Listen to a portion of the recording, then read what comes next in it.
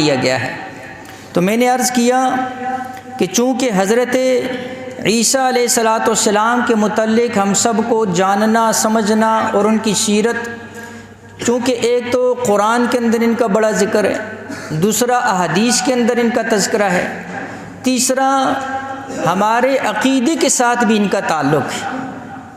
اس لیے کہ ہمارا عقیدہ یہ ہے کہ حضرت عیسیٰ علیہ الصلاۃ والسلام زندہ ہیں، آسمانوں کے اوپر ہیں، اللہ نے ان کو زندہ آسمانوں کے اوپر اٹھایا ہوا ہے، اور قرب قیامت حضرت عیسیٰ علیہ الصلاۃ والسلام دوبارہ آئیں گے،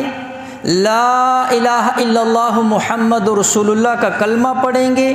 حضور کی شریعت کے مطابق فیصلے کریں گے اور حضور کی شریعت کے مطابق انصاف کریں گے۔ اللہ کے نبی علیہ الصلاۃ والسلام نے ایک ایک چیز جو ہے نا جی احادیث کے اندر وہ ذکر فرما دی، جیسے میں نے آپ کے سامنے عرض کیا کہ صحیح بخاری اور مسلم کی روایت، اللہ کے نبی علیہ الصلاۃ والسلام فرماتے ہیں والذی نفسی بیدی، اس ذات کی قسم جس کے قبضے میں مجھ محمد صلی اللہ علیہ وآلہ وسلم کی جان ہے، لَيُوشِكَنَّ أَن يَنزِلَ فِيكُمْ ابْنَ مَرْيَمَ حَكَمًا عَدْلًا،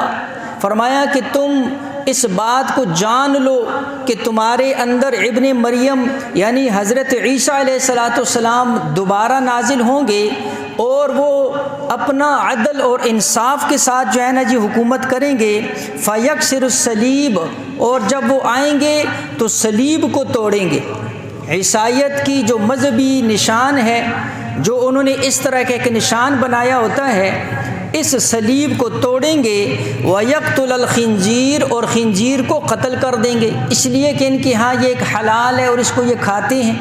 حضرت عیسیٰ علیہ الصلاۃ والسلام کا اس کو قتل کرنا اس بات کی علامت اور نشانی ہوگا کہ یہ جو ہے نا جی جائز نہیں ہے۔